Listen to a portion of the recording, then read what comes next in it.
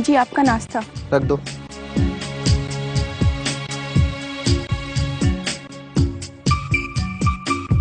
और बताइए, आजकल क्या खबरें पहुंचाई जा रही है वहाँ? जी मैं तो कुछ भी नहीं। ये में क्या लगा रखा है?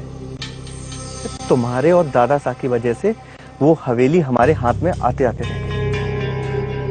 अगर तुम जाके काका साहब को हमारे प्लान के बारे में नहीं बताती तो आज वो हवेली हमारे पास होती।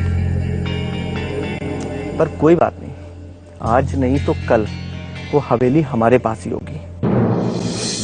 और एक बात और, हमारा सिर्फ एक प्लान फेल हुआ है। अभी हमारे पास और भी रास्ते हैं उस हवेली को पाने के। आप इन गलत कामों में क्यों लगे हुए हैं? अपने घर में किस बात की कमी है? सब कुछ तो है।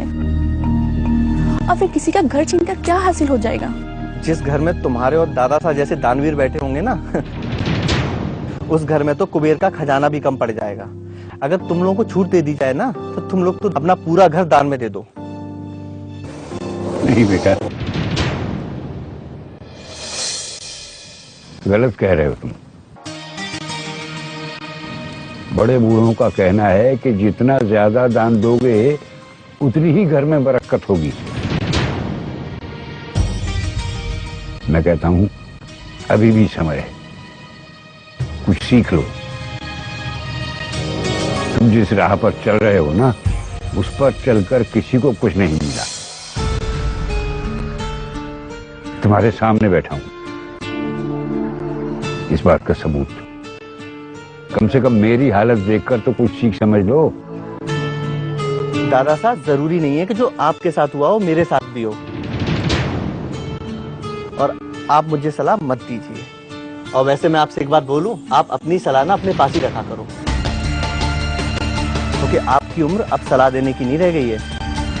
आप तो एक काम करिए कि एक कोने में बैठ के पूजा पाठ कीजिए, वो अच्छा होगा। ये आप किस तरह से बात कर रहे हैं दादा साहब से? कैसे बात कर रहा हूँ? दादा साहब की उम्र नहीं हो गई है क्या? अरे अब इन्हें क्या जरूरत है बिजनेस के पछड़ों में पड़ने की? ठीक है बेटा, ये तो सच है कि मैं बूढ़ा हो चला हूं, लेकिन मुझ जैसे बूढ़े जो बात भी कहते हैं ना, वो किताबी नहीं होती। उनमें जिंदगी के अनुभव छुपे होते हैं। तुम्हें इस बूढ़े की बात आज नहीं तो कल जरूर समझ आएगी। दुख इस बात का है कि कहीं तब तक बहुत देर ना हो जाए।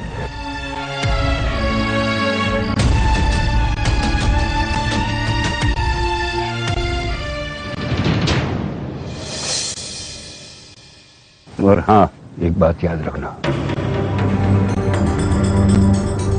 तुम लोग कितनी भी कोशिश कर लो, उस हवेली को हासिल नहीं कर पाओगे।